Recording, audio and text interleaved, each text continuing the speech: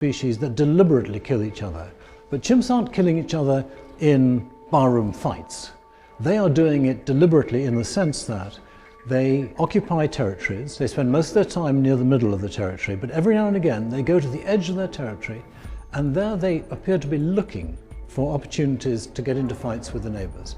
And the fights are a very specific type. They are ambushes.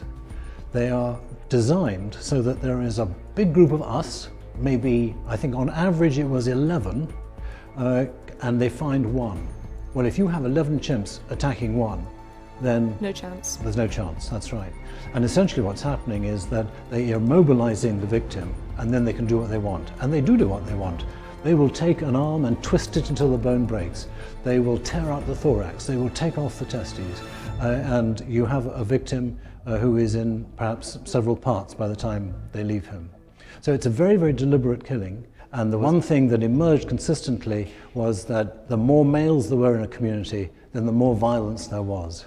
And here's what's so chilling. Humans and chimpanzees are two of the very few species in which you have males who live with their relatives in small groups and go out and make deliberate attacks on the neighbors and kill them. And they're doing them at about the same rate. Well, I mean, here we are, humans and our closest living relative. And clearly, the likelihood is that we have been doing this continuously for 5 or 6 million years since we last had a common ancestor with a chimpanzee. So essentially what you're saying is that violence is innate, it's ingrained in our very evolution. It's not so much that violence is innate, it's the predisposition to conduct violence if the conditions are right. There's a distinction there that's important, because it means that if the conditions are wrong, you won't get any fighting. But where there is a really big advantage, where there's a massive imbalance of power, then humans like chimpanzees are vulnerable to this enormous temptation to take advantage of it and kill the neighbors. And then on the other hand, we have incredibly low propensity for just losing our tempers in, as it were, barroom fights. And chimpanzees have those equivalent kinds of fights at several hundred or 1,000 times more often than we do. I mean, if you're watching chimpanzees in the wild, it's a pretty good day if you don't see a fight at all. Well, I mean, that is not true when you're watching humans. And bonobos, I often read, in contrast to chimpanzees, don't seem to have as high instances of killing.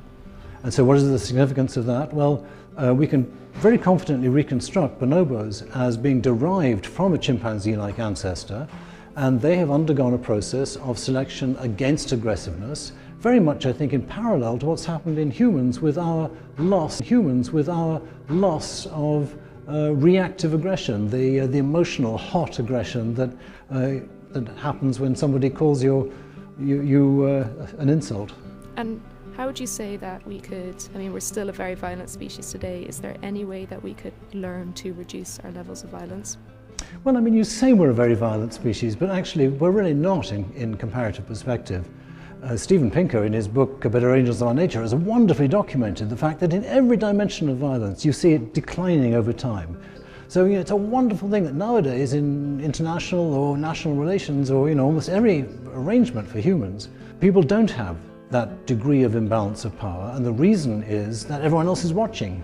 So that if one group tries to take advantage and kill somebody else, then someone else comes in and says, hey, don't do that. And we seem to be getting better and better mechanisms all the time for making sure that people who commit violence get punished and that people learn that it's a really bad thing to commit it at all. So all we need to do is carry on that way.